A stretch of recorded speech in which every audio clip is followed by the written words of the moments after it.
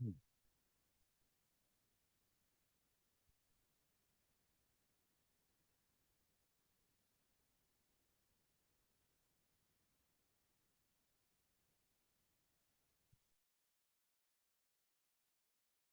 A very good morning and a warm welcome to one and all present over here, all the educators. Thank you so much for joining on another Super Sunday workshop. And this time we are getting into one of the most interesting topics that I've ever researched on. Whatever we are going to speak today on language and culture is going to be hardly 1% of the total work done for the last 4 to 5 days. This is not at all sufficient. I really feel handicapped to speak about it for only 45 to 50 minutes. However, this will open up a plethora of opportunities for all the teachers and educators out there to have altogether a different perspective and opinion about various other languages, literally. So, we're going to talk about how language is forming a person's character, how globalization is influencing the death of a particular language or survival of a particular language, why languages form, such a basic and important aspect of a daily human's life. We'll talk about all these things one by one. This has given so much scope and opportunity for me, and I was so much inspired during the research that I even applied for doing a little bit of my higher education in English, MA in English. To that extent, this paved way towards that level of, I would say, inspiration. Let's quickly get into the topic and understand its objective today. This will definitely open up all the opportunities if by the end of the session you are leaving the session uninspired. Purely that's the lack or the inability of me as a trainer to transfer my excitement and enthusiasm of language to you. So please take this topic very seriously. Even if it's not giving you scope of further exploration, take a little bit of extra efforts to go back and research about it. I will try my level best so that I inspire each and everyone in this particular session to learn a little more, just a little more about your own mother tongue, and this is going to be phenomenal. Let's quickly get into the topic without giving too much of a hype to it. All those people who have been extremely regular, thank you so much. If you're regular and unfortunately you could not join, you're really missing out on an important topic called as language and culture. I would like to welcome each and everyone out there to the 96th session of Super Sunday Workshop series, which will continue forever. I hope so, on the topics related to education and inspiration to the teachers across. So here we go, and I'll share my screen right away. Now, what exactly is language and culture? When we began with this particular topic, it was purely based on few opinions about a respective state or people of that respective state calling other people, the people from other state to learn their own language. There are a lot of movements that are happening, especially I'm able to see the news here in Karnataka and Bangalore to talk about, if you're coming from, say, UP or Delhi, and if you do not know Kannada, learn Kannada right now. If you're coming from Tamil Nadu or Kerala, learn Kannada right now. When people spoke about it, I felt it to be too narrow-minded. I felt it this is not really, the right way of going forward. But fascinatingly, fascinatingly, and fortunately, my opinions got completely changed. Good or bad, it's a different topic altogether. We're going to learn about that in this particular topic called as language and culture. The moment we talk about language and culture, why are we even talking about it? We're talking about it for the first fact, the important fact that the languages are dying. The most important aspect, the languages are dying. Over 7,000 languages are spoken today, but one language dies every 2 weeks. Some research even mentioned language dying every week. We are going to talk about the death of language again after some time in the last part of today's presentation. But however, this is very important to set the context. 40% of languages are endangered, with small indigenous languages most at risk, especially spoken in remote areas of the world. We're talking from global perspectives in today's session. Language extinction stages: vulnerable, endangered, critically endangered, extinct. Do you remember something else? We talk about the same terminologies for extinction of an animal or a species. I think you're able to relate with that particular point over here. And equal importance is given to the languages as well. Loss of culture. Now, loss of culture, languages leads to the loss of cultural knowledge, oral traditions, and identity. We will talk about the oldest languages, especially in India. There's a huge debate on Tamil and Sanskrit. We'll talk about that as well. But why loss of culture? What has got language to do anything with culture? We'll talk about it. Globalization and dominant languages like English and Mandarin are accelerating languages decline. Basically, like every time I want to study something new, when I search anything, I always get that in English. What more option do I have? I don't get it in Tamil. I do have an option called as translate in Tamil, but still I'm forced to learn English because it's convenient. We'll talk about that as well. Language revitalization. So indigenous languages are particularly vulnerable due to colonization, migration, and urbanization. Now, when we talk about colonization, one important factor that influenced the death of languages in India is because of the colonial rule by the British, and that led to a lot of death of languages in India. There are multiple languages that we'll talk about. Some are endangered as well. For example, Konkani is not spoken as much as it used to be spoken like 15 years back. It's gradually dying. Should we allow that to happen? No. But luckily, the script that we're talking about is still Devanagari, so it'll exist for some more time. We'll talk about all these things. Language revitalization efforts. Example, Hawaiian, Maori aim to preserve cultural heritage. There are some organizations, both at global and Indian level, national level, where they are having organizations to preserve the language. Technology can both harm. Okay, I forgot that. Technology can both harm global content and help language apps. Help basically with language apps, preservation, and platforms. I don't know how many of you use Duolingo. Duolingo is supposed to be one of the best language platform out there. I'm not promoting the app, but it gave a scope of learning a new language. Biodiversity is linked to linguistic diversity. Loss of language is directly equated to loss of unique world views and knowledge. So this particular slide is just giving us a small setup or the context on why the language is directly related to culture. I think most of us might have this apprehension of, should I join my child into an English medium school or my mother tongue medium school?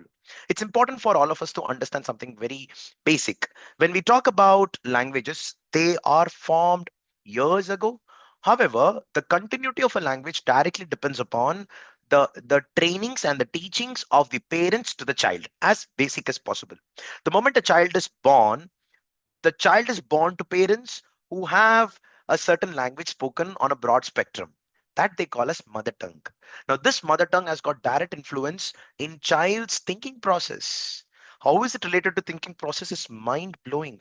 It is not about early morning, you wake up in the morning and you just go in front of the mirror and say that I'm a positive person, and that makes your mind really positive. I don't get angry that easily. That probably makes you calm internally. No, we're not talking about these affirmations. We're talking about these are all conscious affirmations. These are all something that you can feel and tell the other person who can replicate in their own languages. But we're talking about something even more important, the subconscious affirmations. Subconscious affirmations do not directly, that cannot be really, transferred that easily. It is embedded in the mother tongue itself. If at all there are people who say that Spanish people are more empathetic than the English people, why do they say that? Is it just the judgment, or is it something that has to do, to be done with the language? Let's talk about it eventually. So these are something that we are going to talk about. But influence of mother tongue on a particular child's brain development is the most important.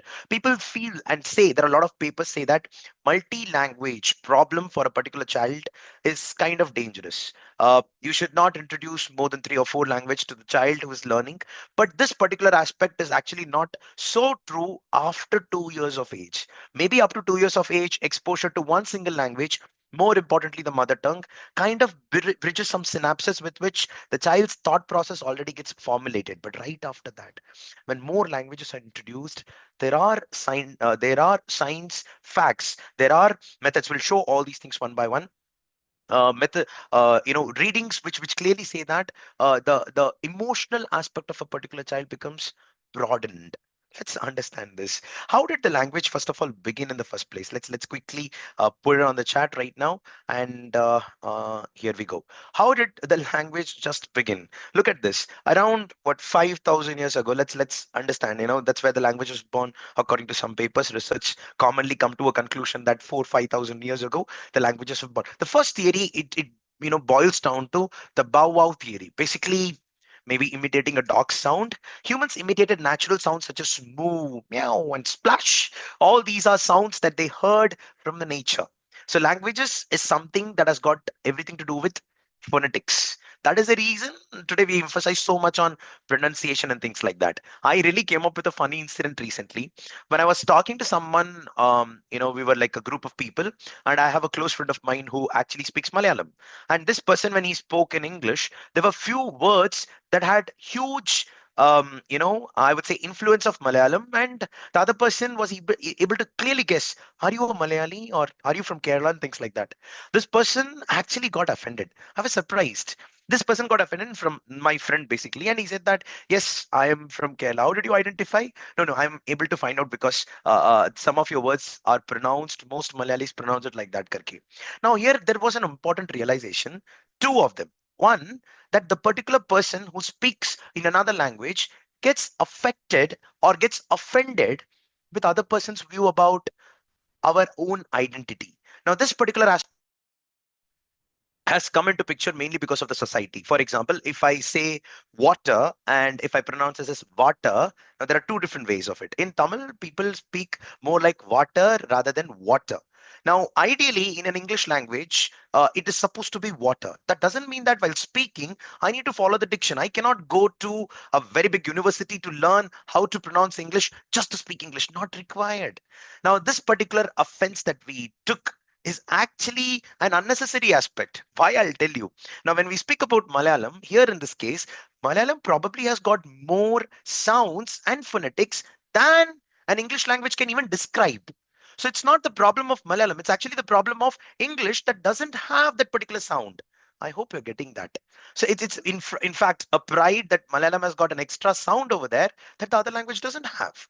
So here, rather than feeling offended, it's like you take a pride over there. Oh, good, you identified another sound in English that I was able to make that you can never make. Probably something like that. So this particular aspect is not only with Malayalam, it's there with everyone.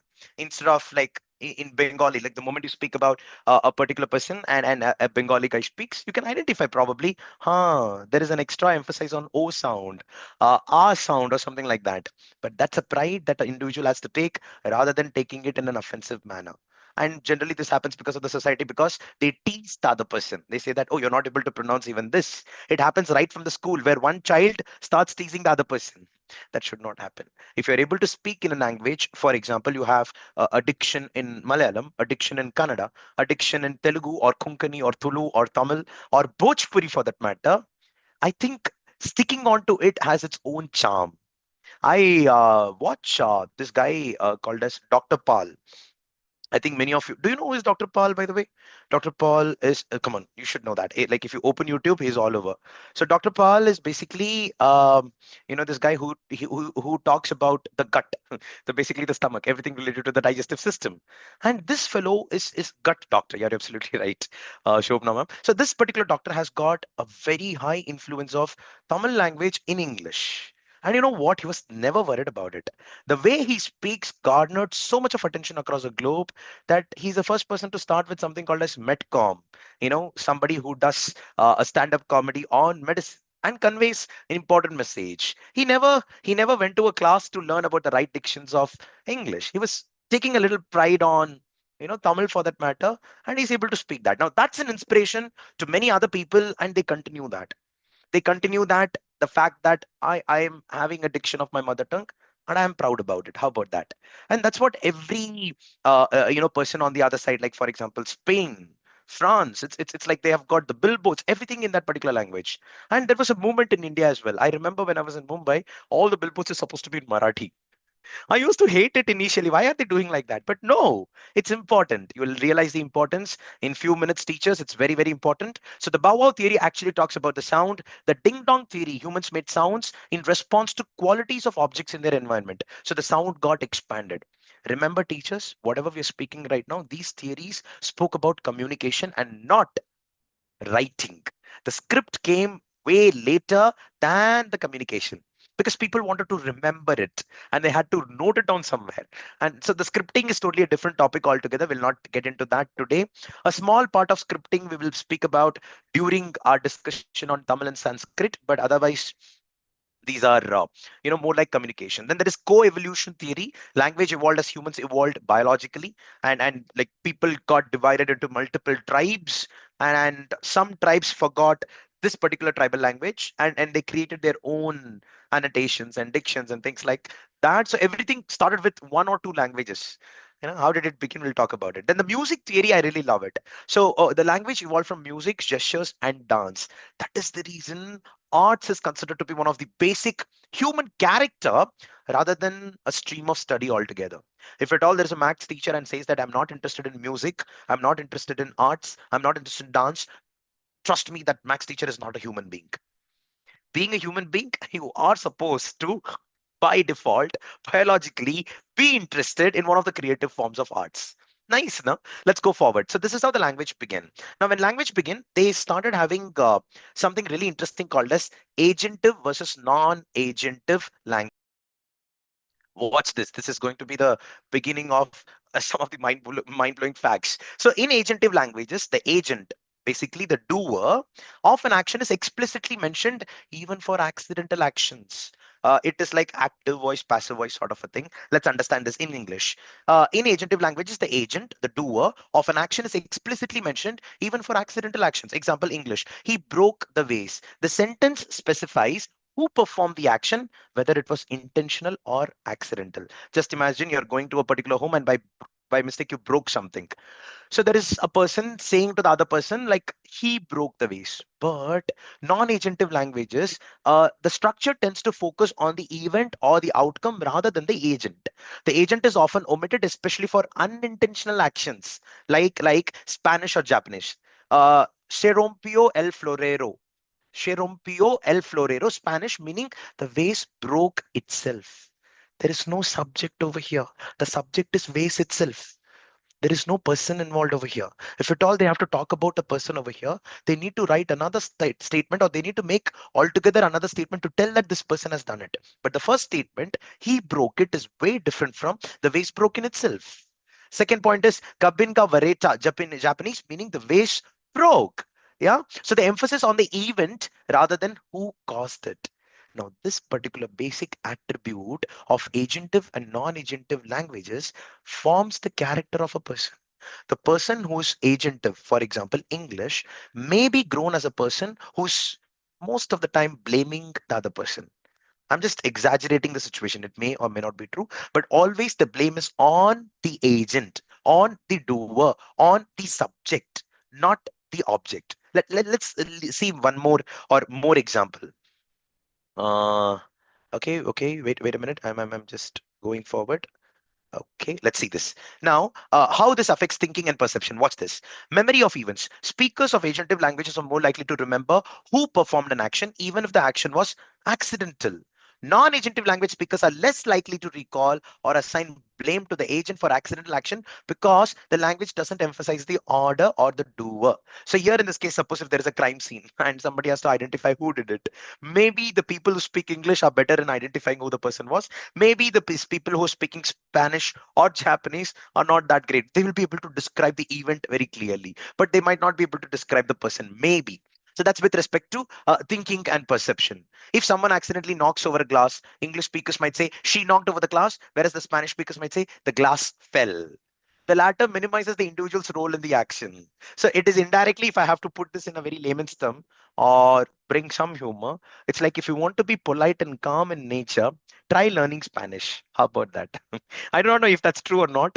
But anyways, let's go with the blame and accountability. Agentive language, actually, these are 3 points. Example comes only for memory of events. By mistake, I put that as a point number 2. Blame and accountability. Agentive language can lead to stronger attributions of blame as the focus is on the individual responsible. Non-agentive language shift focus to the event, fostering a more neutral or collective perspective on accidental incidents. It's nearly the same. Cultural implications. This is very important. Agentive languages may encourage a mindset of individual responsibility. Mere baad dunia. It's like that. Right after me is the world. Non-agentive languages may align with collectivist cultures, where interpersonal harmony and minimizing blame are prioritized. Did you understand that? Maybe that is the reason tribal people who are non-agentive in nature take care of their tribe more than each individual. Maybe because of that, in India, when we talk about Tamil or Sanskrit, the oldest languages over here, we are more about people around us, than us. That is the reason we found more sacrifices in the past than right now. Why? Now there is a huge influence of agentive languages. Maybe. I hope you're able to understand. Let's go forward. Agentive and non-agentive languages reflect different cultural, cognitive, and emotional frameworks. These differences influence how individuals perceive events, assign blame, okay, and even form their mindset towards personal responsibility and collective harmony. Now, let us go with some more examples to understand this. So, for before that, uh, I think, am I right? Yes, I'm absolutely right. This is going to be very interesting. Uh, you have to give some examples on your own. Okay. First point, expressing empathy. Okay, look at this. Languages with direct versus indirect expressions. I'm deliberately avoiding Indian languages. Don't mistake me. This would start a war in the chat. That's the reason I'm just coming up with more of foreign languages right now. But we're going to touch Indian languages very soon. Empathy is deeply embedded in the language. Phrases like "Otsukaresema tesu," literally, you must be tired, are used as acknowledgement of someone's efforts or struggles, even in routine situations. See, languages with direct versus indirect expressions. In English, empathy is often expressed directly through phrases like, I am sorry you're going through this. Did you understand? It is like, I am sorry because you are going through that. But in Japanese, they didn't speak about that they are sorry. It's just that you must be tired. It is more empathetic than this. Teaches one important aspect of human beings is humans being humans is that they have an ability to communicate emotions. Oh, I have a fantastic example of this eventually. Now, this particular aspect of communicating emotions, listen to me very carefully. The more the words are, the more the way of expressions are, it is easier for a person to communicate that. But at the same time, if you have very limited words, and if it's more agentive, it is more about self.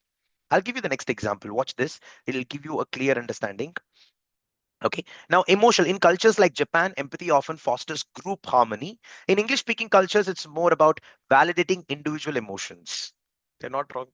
I'm just ruining English left, right, and center. But that's just one language that's commonly used. I really love English, but I just have to use it right now because it's the least, I would say, emotionless. Yeah, I'll say that. So language examples, Thai, for example, this is about gratitude. Look at this, how interesting. Cultures with specific versus generalized terms. Gratitude is expressed with different words depending on the relationship and context. For example, Kop kun krub. It's Kop kun krub or Ka. General thank you versus Gring Jai. A specific kind of gratitude that means I appreciate your effort and don't want to burden you further. Gring Jai. It's just two words. That is Thai. But in Russian, gratitude often feels more formal, like spasibo. But a heartfelt thank you often requires longer, more personal sentences. So that means gratitude in Russia is comparatively lower. In English, a single thank you used for almost all the context, regardless of severity or formality. For everything, what maximum a person can do, they'll say thank you, or second, thank you so much, or else thank you very much, or else thank you very, very, very much, and thank you wholeheartedly. What else? It's all about thank you. That's it, right? That's English. But when we talk about Thai or Russian or Japanese, in fact, you've got multiple ways of thanking someone. Actually, Hindi has got enormous ways of thank you apart from Dhanyavad. I want you to research on that. Please look into it. Similarly, Hindi has got a fantastic description for teachers. Do you know that? So teachers are categorized into multiple parts. We're not going to talk about that today. Adhyapak, Sikshak, Guruji, etc., etc. There are a lot of them. I think there are seven or eight. I'm not sure. If you know that in Hindi teachers, please put it on the chat. And each of them has got a certain meaning. Adhyapak, Sikshak, Guruji has got, you know, they've got their own meanings. Let me not get into it. I didn't really study about it in detail. It was just, before starting the session, I remembered on teachers and I went through it a little more. Emotional impact. In languages like Thai, gratitude can be more nuanced, which may promote deeper interpersonal awareness. That is the reason probably Chinese and Japanese students, when they study, when they thank, they literally bow like this, right? Okay, in camera, it doesn't really look good, but I hope you're understanding. They bow and then they thank. Right? In English, gratitude can sometimes seem generalized, but it's actually culturally normalized as a frequent gesture of politeness. So if I have to tell somebody that, ma'am, please bring your child with a lot of gratitude, you know, teach them hi.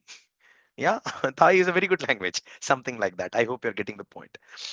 This is the example that I was talking about. Look at this. Love and relationship. verb rich versus noun rich languages. Now, this is again very deep. When we talk about verb, it's more of an action. I'll do anything for you. Do is a verb over here, but I'll do anything for you could be written in a different manner if you have the right noun for it. For example, in Greek has multiple words for love depending on the type of relationship. Eros. Eros is romantic passionate love. Agape is selfless unconditional love. Then philia is friendship love. Storage is familial love. Yeah, storage. It's actually not storage. It's storage. I forgot. I'm so sorry. And in fact here, यहाँ पर अगर आप हिंदी और उर्दू देखोगे, the language is rich in poetic metaphors for love. Example, ishq is intense love, mohabbat is affectionate love, and pyar is simple love. And I think there are multiple other words. Let me Google in front of you, and I'll show you something interesting on Urdu. And this has got see, wait, I'll talk about 1 second before I forget. I don't want to miss that. Okay, I made a note of it. See, I'm preparing even during conduction of the session. This is so interesting. Okay, great. Watch this. So the 6 words of love in Urdu. यहाँ पर you can see that I think 6 or 7 if I'm not wrong. Correct. So यहाँ पे दिलकशी is about attraction. Ons is infatuation. Ishq is love. Then Aqidat is trust. Ibadat is worship. Junoon is madness. And Maut is literally death.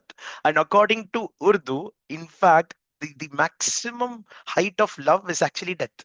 See, look at the cultural aspect of language. In English, you've got only one word, love. That's it. Maybe you have got something called as compassion, but no, we're not talking about that love. That's different. So in Urdu, you've got 7 forms. In fact, I remember one song from Dil Se. You remember movie Dil Se of Shah Rukh Khan? In that, you have got Tu Hi Re karke. There's one song actually. That song is all about 7 forms of love. And ironically, in that movie, he's so much in love with Shah Rukh Khan is so much in love with Manisha that they die at the end. So the whole story of Dil Se is actually 7 forms of love depicted scene by scene. How nice, right? So language over here, no, it's Dil Se. It's Dil Se, right? Yeah, it is 100% Dil Se, not uh, Satrangire in Hindi. Okay, I was actually thinking of Tamil, so yeah, Tamil Uire. Yeah, it's Dil Se. Yes, Bernal ma'am, you're right. You're right, Bernal ma'am. Yeah, you just go through it. I don't want to. You hear the song right after the session, and you'll be fascinated with that fact. And the moment I came to know about it, oh my goodness, there is so much to story writing. It is just not about you write some story, you direct a movie. No, hats off to Mani Ratnam and hats off to the writer. I forgot his name. And hats off to the music director. I'm a big fan of ARR. But yeah, the point is, it's conveyed only in that particular language. Love is a universal term. Through adjectives or context often modify its meaning. Now, here in this case, emotional impact. Greek speakers may feel more nuanced emotions tied to love because their language explicitly categorizes them. So, probably, when you say that you really want to love someone, love like a Greek person or a Greek god. English speakers might rely on contextual cues to define the intensity of love. So, that's the beauty of language teachers. I think by now you would have clearly understood it's actually language that forms the person's character. It's big time true. Just imagine if I am from a particular state and I learn another language altogether. How strong am I going to become emotionally? Right, it's really important. That's why people say that when you learn a new language you become altogether another one person. And when they say another one person, it's another one character completely. It's like another soul coming into you. Maybe I'm not able to convey that. I would say the intensity of this with this session. The more you read about it, the more you'll feel it. I still remember Mahabharat I saw in Hindi. I mean, I my teacher spoke in Hindi. It was in Hindi, and I also heard the English story. I literally cried. I mean, there was tears in my eyes when Abhimanyu's character came into picture, Karnan's character came into picture, when my ma'am, Kulpati ma'am and Kamakshi ma'am spoke about it in the session, during the class periods. There were tears not only in my eyes, there were multiple other students literally getting moved because the teacher was able to express that pain in multiple words. The expression was spotless. But in English, when I heard that, I didn't really feel that. That is why probably some songs that are dubbed in another language with the same literal meaning are not as powerful and impactful than the native language itself. So it has got a deep impact on character. Let's go with the next one. Guilt and responsibility, formal versus informal apologies. Japanese apologies are highly formalized and hierarchical. So the word sumimasen is sorry is frequently used in both minor and major contexts, while moshiwake, then this is gozaimasen, expresses deep remorse and humility. Sorry has got multiple words. In English, we've got sorry. That's it. Korean, similar to Japanese, there are gradations of apologies depending on the speaker status and the severity of mistakes, such as mianai is informal, and this is, it was very difficult to pronounce. I'm not going to pronounce this. It's basically Jiusanghaminida. I don't know. That's basically formal. So apologies are less formalized but tend to vary based on sincerity. Example, I'm sorry versus my apologies. That's it. So languages like Japanese or Korean reinforce a stronger sense of hierarchy and collectivism in apologies. English, being less formal, emphasizes interpersonal rather than hierarchical dynamics. Now at this particular point, if I say that the people who know only English are not as rich in emotions than people who know other languages. If I make that statement, am I wrong? Actually, no. Actually, no. Maybe if a person who doesn't have the understanding on languages and its impact on our character may come up with saying that he's so narrow-minded, or he's not really the right person to talk about it, or he's kind of defaming another language. No, it's not the case. It's actually the truth about the language and its influence in mindsets, thought process. It plays an important role. Let's go forward. Let's go forward. Happiness and satisfaction. Words for unique states of joy. I'll go fast over here. Sisu, basically finish. Sisu describes a mix of resilience, perseverance, and satisfaction, often tied to achieving happiness through endurance. Endurance is all about, keep trying the same manner. Do not stop. Maybe today you're not getting the efforts, but keep. It's not perseverance. It's more of endurance that you take it at your own pace. That is Sisu. Talking about happiness and satisfaction. My life is Sisu. I'm happy. Basic.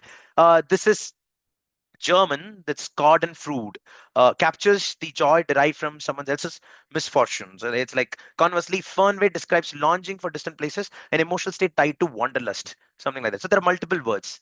Portuguese, saudade is actually saudade in Portuguese has got some, from Arabic and Urdu as well. Is the bittersweet happiness of missing something or someone you love but cherish in memory. And then emotional impact, languages with unique words for emotions like Saudade or Sisu can deepen emotional awareness as speakers learn to name and identify complex state of happiness. That's it. Anger and frustration, English directly, I'm mad at you. I'm extremely mad at you. That's it. Euphemistic is about being blunt but in a polite manner. For example, anger may be expressed euphemistically to maintain harmony. Example, wo hen bu gausing. I'm not very happy. Did you understand? It's like, I'm mad at you. No, I'm not very happy. Maybe that's why Jackie Chan is always smiling. How about that? Arabic speakers may use more emphatic, expressions of anger due to language's rich descriptive nature.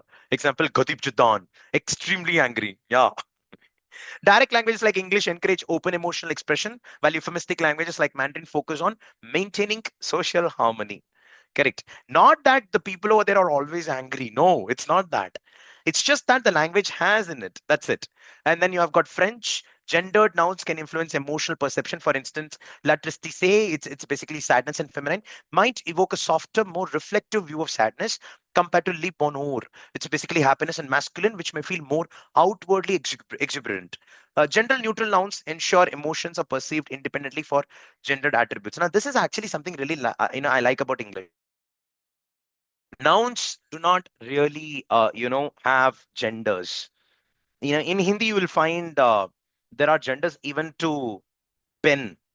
Can somebody tell me, is a pen coming under masculine or feminine? You can put it on the chat if Hindi teachers are there.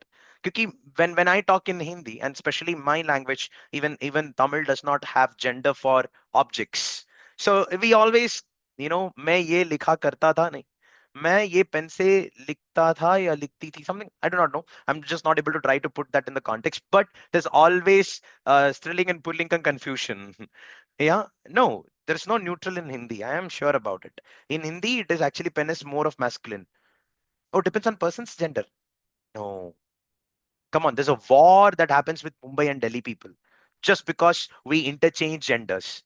I would like to have Hindi teachers coming and putting bell baj gaya. Ah, Nancy ma'am, thank you so much. Okay, bell baj gayi is wrong. It's gaya. Pencil is swimming. Okay, done. Let's go forward. So, time and emotions, future oriented versus present oriented languages. It's like English is more future oriented. I will be happy. In Chinese, actually, they tend to focus less on tense, present tense. No, not much, and more on the situation, making it easier to contextualize emotions in the present. Similar to English, Hindi often rich in present continuous expression. मैं खुश हो रहा हूँ. I'm becoming happy. No, nobody says I am becoming happy in English. By the way, nobody says even मैं खुश हो रहा हूँ. मैं खुश हूँ बोलते हैं ना. मैं खुश था. मैं खुश हूँ. I think the difference here is very less. Future oriented languages like English can make people more likely to plan for happiness. Really, present oriented languages like Chinese foster mindfulness and living in the moment. All these things are taken from some of the ResearchGate papers, teachers. This is the summary of it. Blame and accountability, agentive versus non-agentive, English versus Spanish. Empathy, explicit knowledge or acknowledgement, English versus contextual understanding, which is Japanese. Gratitude is nuanced in Thai versus generalized in English. So every language has got its own aspect. In fact, English has its own aspect of uniqueness that not many other languages are there, and that is one important reason that it is globally accepted as an official language, though we have been degrading English in multiple angles today. But the point is not that happiness is unique concepts like Finnish is sisu, Portuguese is saudade, anger direct, which is English, euphemistic in Mandarin, thoda gradual. Yeah, sadness gendered perception, French versus neutral in English. Time future oriented versus present focused. Maybe that is why France is known for the place for the most romantic spot. I do not know. Paris, right? Maybe. Anyways, coming to the last aspect of our session, and a debatable topic and very important for us to understand this. Guru, Adhyapak, Acharya, exactly. Master, Prasikshak, Pradhyapak, Ustad, Pravakta, Updeshta, Vyakyata, Visheshagya, Pandit, Professor. Professor English हो गया ना ma'am? Hindi में भी है क्या? अपबोधक, अनुदेशक और शास्त्रीवेत्ता. Shastrivedta. That is Kanchi, ma'am. Thank you so much, ma'am. Okay, okay, okay. Mighty things masculine, sensitive, one feminine. Ah, that is so bad, Anushila, ma'am. I don't think so. That's pen likhta hai. Okay. दही खट्टा है और दही खट्टी है. Okay. Oh, I should have, read the chat a little before. Okay, okay, it's quite interesting. Coming, but they are all different streams. Okay, let's go share the screen. Now, when we talk about the ancient languages, now this formulates and boils down to our summary today. Here in this case, when you look into it, Tamil is considered to be the oldest living language, over 2500 to 3000 years, dating back to at least 500 BC. But look at something very interesting. Sanskrit has got its evidence of oldest literary language. That means over 3500 years, even before Tamil, they had some scriptures or some scripts about Sanskrit. Now, this is again a debatable topic. Every organization comes up and they say that this is there, that is there, and somebody suddenly comes and says that English is the oldest language, and they come up with some proofs. And all these discussions are kind of cute, but that's not the point over here. What has survived the test of time? That's more important. Now, here in this case, when we talk about Sanskrit, the usage of Sanskrit was not as much as the usage of Tamil. There are multiple factors influencing it. One of the factors is Tamil, when it was there, it got formulated more into the Asian countries and mostly into, the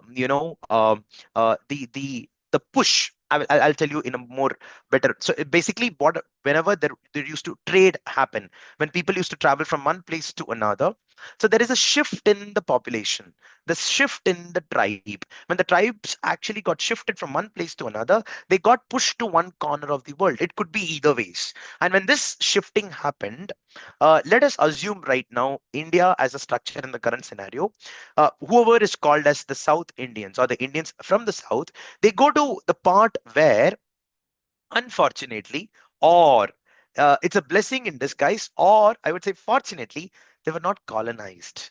Most of these countries, like for example, let's assume British, when they came here in India, they exploited and looted India in multiple aspects. But that looting did not happen to an extent in Tamil Nadu or Kerala or Karnataka. To an extent, it happened in the mid, I would say, the northern part of India. This exploitation led to lot of loss of culture.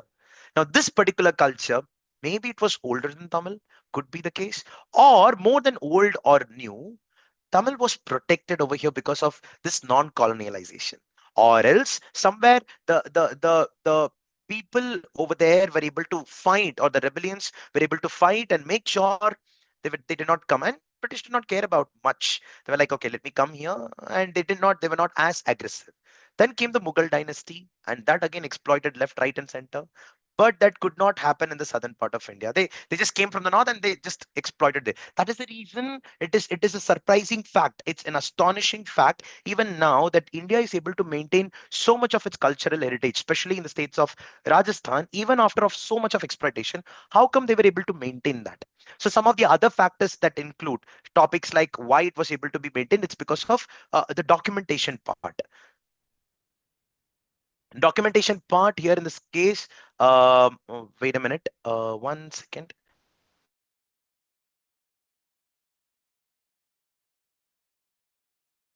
It is a very big challenge to restore the culture right now, considering the exploitation that happened in the past.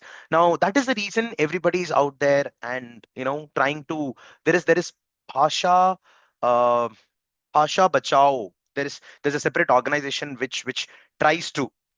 I'm so sorry. Which tries to copy the responder link. I'm so sorry. 1 minute, teachers, and I think you should be able to see the reflection form in few seconds. Today there is a little bit of miscommunication from me to my team members, and I put that on the chat. Great. Excessive heat. They left southern part due to excessive heat. Could be. Could be the case. Yeah, but the point here is not that. The point here is about its impact in restoring the language. Let me show you something, teachers. You will definitely like it, and then you'll understand the Hindi as well. So age 2500, dating back to at least 500 BC, with roots possibly extending to 2000 BC. Significance: Tamil is considered the oldest living language, as it has continuous literary tradition, and is still spoken by over 80 million people today. That is the level of. So that's why whenever there is any movement in Tamil Nadu regarding, say, for example, Jallikattu was banned actually. Like, it was about the Pongal festival. Right after that, there is a sport over here called as Jallikattu, where it appears as if the people trouble the cows, or I would not say the bulls, but that's actually not the case. And there was amazing rebellion out there. I mean, amazing rebel that. How dare you do that? And that is one reason maybe people don't speak Hindi over there. I cannot deny that fact. It's very difficult, and that is one reason. Maybe when you come to Bangalore, people tell you speak Kannada. Yeah, you need to speak. Our languages are dying, and language has got all the influence in our character. Kannada has got a lot of more features than English or Hindi for that matter. They're very proud about it. Every region, every person will be in that particular tone of voice, and they should be ideally. So here in this case, script and literature, when you start Tamil Sangam literature, is one of the earliest examples of Indian literature. Tamil's Dravidian roots are separate from the Indo-Aryan language family, making it unique. That is completely different. Indo-Aryan is more like Hindi has got a lot of influence from there. Sanskrit is oldest literary language, traced back to 1500 BC, possibly earlier. Significance: known as the language of the Vedas. Sanskrit forms the foundation of many Indian languages, particularly Indo-Aryan languages like Hindi and Bengali.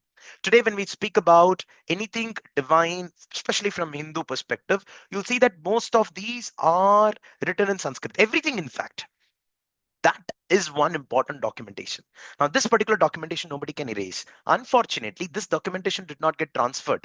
See, for example, if I have to tell you why Sanskrit is not as spoken as English or Hindi for that matter, because today when we wake up in the morning and we find a child who is just 1 year old, we go and talk to this child in Hindi. First point. Secondly, teach Johnny Johnny yes papa, eating sugar no papa, rather than teaching मछली जल की रानी है और कबीर दास के दोहे और कंद षष्ठी कवसम. Did you understand? Right from the beginning. See, it's just the basic. The child is born right now. Okay, school nahi gaya abhi tak bachcha, not sent anywhere, but still all the materials that we have purchased right now at home. You think about it. You open it. We have charts representing ABCD, but we do not have charts representing A, why we believe that at this particular stage the child is able to learn ABCD. In KG the child can even write a statement and impress the teachers and assume that they are forward in the class. That is a parasite in our mind which is subconscious in nature. I hope you got the point. So here when I talk about sorry when I talk about all these aspects of language, it's somewhere I very strongly believe that it starts from an individual perspective, from the parents. Ancient languages in India, apart from this, is Prakritit language, vernacular languages spoken alongside Sanskrit in ancient India. They date back to around 600 BC. In fact, Jain and Buddhist texts were often written in Prakrit. You'll not believe there is one literature called as not Sangam literature. There is a story in Tamil called as Silapadikaram. It is about a lady called as Kannagi who shows devotion towards her husband and literally burns the city of Madurai. Now, this Silapadikaram is basically a story written, a true story, or it's just a story. We'll talk about that later. It was actually written by a Jain person. So there was other people from other culture who contributed to the writing of other cultures. That's how the language survived. That's how it is supposed to survive. So when I go to Hyderabad, somewhere it is my little responsibility to learn basic Telugu words. It's my responsibility. Somebody cannot say to me, that's a different story altogether, but it's my basic responsibility of being there. I'm going to another tribe altogether.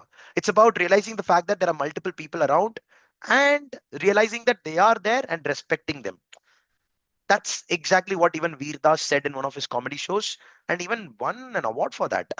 So that's with respect to the language and its perception on other states. So while Tamil and Sanskrit are key contenders in India, other ancient languages globally include Sumerian, which is Mesopotamia.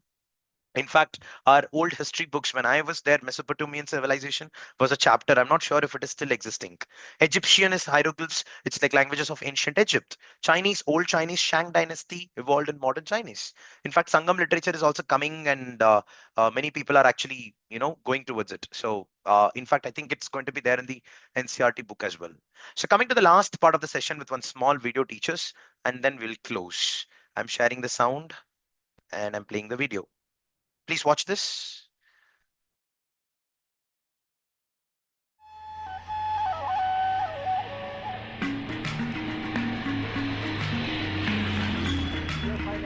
They've been traveling the globe, searching for words and ideas at risk of being lost forever. David Harrison and Greg Anderson of the Living Tongues Institute and Chris Rainier of National Geographic were last in Northern Australia, where they interviewed a man who may be the last speaker of a language previously thought to be extinct. Not like my father. Rabbi, my father. There are 7,000 known languages in the world, but more than half are expected to die out in the coming decades. That's why the trio helped create National Geographic's Enduring Voices project. Every 2 weeks around the planet, a language disappears, completely disappears forever and ever. So what we're doing with the Enduring Voices project is really kind of trying to bring awareness to this whole issue of language loss around the planet. After Australia, the team continues the search, this time in the extreme northeast of India. The team arrives in a large village called Hong.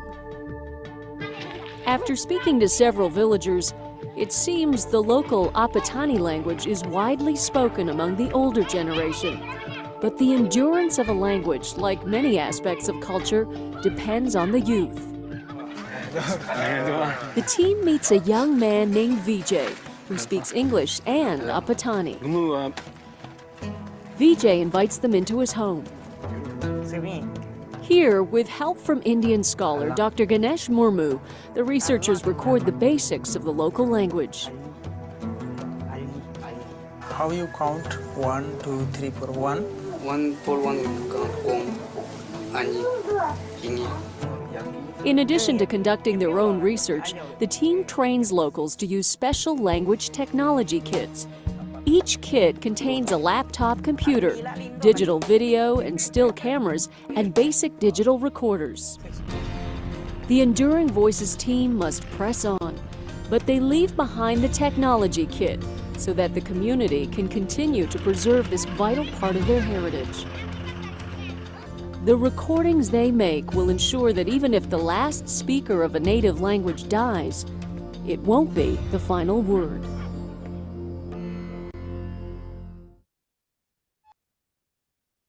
So, just a minute. Let's escape this and go to the final slide. So that is one reason teachers, like in fact recently you can see like there are many organizations working towards saving the languages, just like saving an animal. It's equally important, at least more important, if not less. So there was this MP from New Zealand, Clark, MIP Clark, who actually performed dance of haka in the parliament, expressing a particular view. And this particular aspect is clearly emphasizing on the fact that that culture's communication happens heavily through a language which has got deep influence through the dance forms. So in that particular manner, when we talk about key facts on language death and extinction, it's just something to be worried about, not only for our own languages but also for the other languages. Look at this: 7,000 languages, but one language dies every 2 weeks. 40% of languages are endangered, with small indigenous languages most at risk. This is the first slide that we began with. Language extinction stages: vulnerable, endangered, critically endangered, extinct. Loss of culture: language that leads to the loss of cultural knowledge or oral traditions and identity. Globalization and dominant languages, example English and Mandarin, are accelerating language decline. It's not the language's problem, it's the system. Indigenous languages are particularly vulnerable due to colonization, migration, and urbanization. Language revitalization efforts like Maori, New Zealand, aim to preserve cultural heritage. Then technology can both harm and help. Biodiversity is linked to linguistic diversity. Loss of language is directly equated to loss of unique worldviews and knowledge. So that brings us to the end of the session on language and culture teachers. It was one of the, if I regret that I was not able to cover many points on a Super Sunday workshop. There are multiple topics in the past, but the regret has been maximum only today. There were too many questions that I was supposed to ask during the session in the chat, but I really wanted to cover the context or conceptual knowledge in the session, and there was less interaction today on the chat. However, I hope the topic was relatable. I hope we understood that. Let us try a little bit in, understanding other people's language. At least let us try. It's like, suppose you should try a little. If I have to say in English, in Konkani, it's tumi thodo yatna karcho. If I have to say in Tulu, it's ire onte prayatna malpodu. In Tamil, it is ninga konjam muyarchi pananum. You can choose any language and try that. Miru koncham prayatna cheyali. So it's this. All these are something that little efforts, and this can really happen in the most fascinating manner if you're there in that particular state. Now you go to Bengal, West Bengal, surprisingly, I'm able to understand people. I never took an extra class to learn language, but when I'm able to understand them, I'm able to understand emotions. And when I'm able to understand their emotions, I'm able to be a little more empathetic. And when I'm able to be a little more empathetic, I'm able to serve them better. And when I'm able to serve them better, they like me. I hope you're able to understand. It's not going to be just in West Bengal. If you're there in, you know, Telangana, you're there in Bihar, you be there in Rajasthan. Every culture has got its own attributes, and when you get to know them, you become broad subconsciously. So language has got everything to do with culture. Language and culture has got everything to do with character. Thank you so much, teachers. It was great interacting with one and all. I'll come back again with another interesting topic that will definitely keep everyone inspired and motivated to be exposed in the world of education. I would request you to take any one step towards regular development, regular professional development. It could be following a YouTube channel which releases a video every week. It could be another organization, or it could be Super Sunday workshop as well. It brings me a lot of joy to see people coming consistently. I really thank you wholeheartedly for that. It is the 96th session today. We are crossing 97th, 98, 99, and just 100. Another 4 more sessions, and we would have touched a milestone. So thank you for encouraging me, teachers. Means a lot. I would like to see you in the next Super Sunday workshop with another interesting topic. Until then, bye and Jai Hind.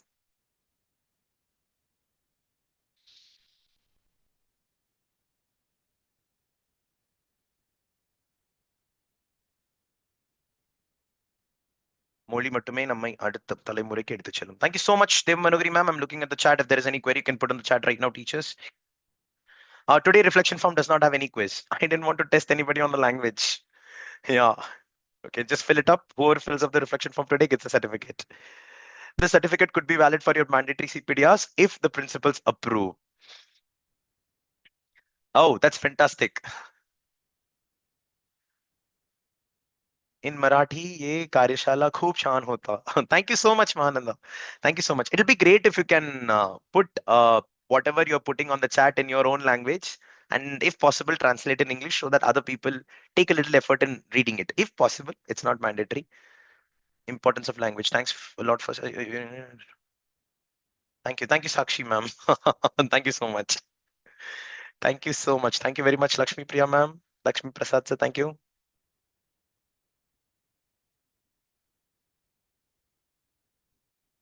Thank you. Thank you. Sivakumar sir, make an entry. Thank you so much. Thank you, Hema ma'am.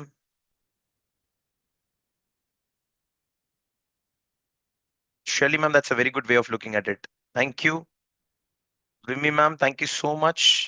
Without the translation, I cannot read that.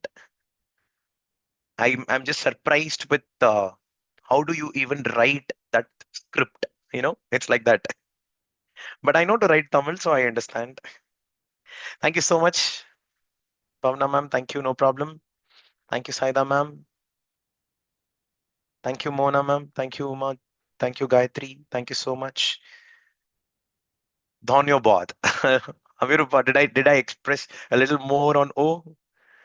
खूप छान वाटले की आपले विचार छोटा. Thank you, Meenal ma'am. Thank you so much. చాలా మంచి session. Thank you, Shabana ma'am. Thank you so much. Thank you, Parna ma'am.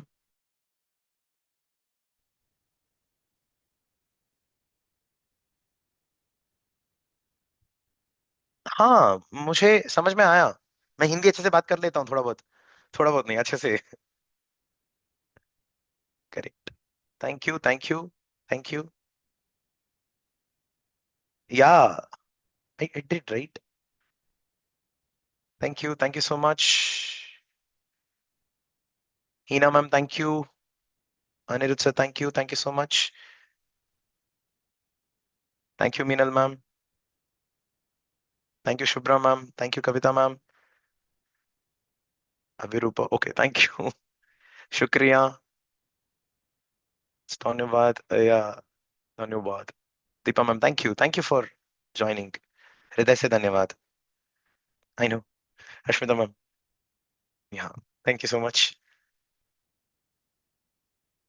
Great. Okay. Oh, that's the translation, Vimi ma'am. Okay, I understand. Today's linguistic session was entertaining. Okay. Great. Neeraja ma'am, thank you so much. Thank you. How many languages do you know? Let's see. I can read and write Hindi. I can read and write. Okay, let's go with speaking alone. Let's forget about read and write. So speaking, I can speak a good Hindi. Hope so. Good English. Hope so. I think I speak. Then Tamil for sure. Up to a certain extent, really good. Then I would categorize the next language to be Marathi in hierarchy. I can speak well. Then now, right now, I can speak Kannada. Yeah, up to a certain extent, I would call 30-40%. ಸ್ವಲ್ಪ ಬರತ್ತೆ. Try ಮಾಡ್ತೀನಿ ಚೆನ್ನಾಗಿ ಮಾತಾಡಬೇಕು. Okay, so that's with respect to Kannada. Malayalam, കുറച്ച് അറിയും. I can understand Malayalam flawless, and it's easy to. So I've watched a lot of Malayalam movies, and I've got coincidentally a lot of Malayalam friends. So Malayalam. Telugu, yeah, I am a big time movie buff, so I can't speak Telugu fluently. I can't understand it fluently as well, but Telugu movies has taught me a lot of words in Telugu. Yeah, thanks to Rajamouli or any director. Thank you so much for that. So yeah, 6-7 languages that I can understand.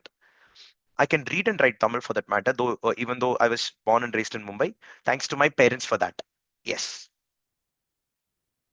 Thank you. Thank you so much. हाँ Mahananda sir.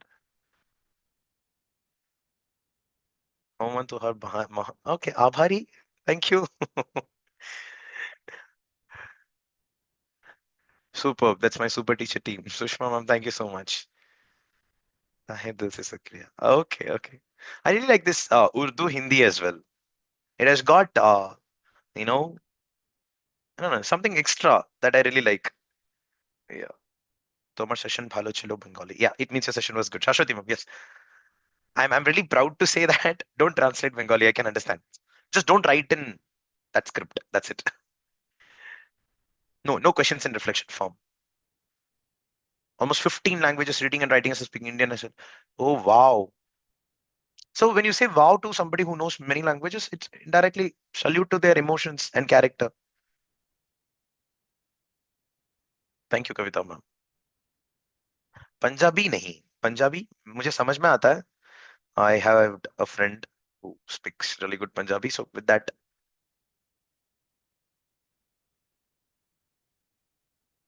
Manakam, thanks for the response. Oh, you know 4 languages. Lovely. Bengali, I can understand, but I cannot speak. Balle balle is Punjabi. That's all. Padmati ma'am, thank you so much. Great. Thank you so much, teachers. I would like to close the session right now. Have a super Sunday. Spend time with your family. I'll come again with another interesting workshop in the next Super Sunday workshop.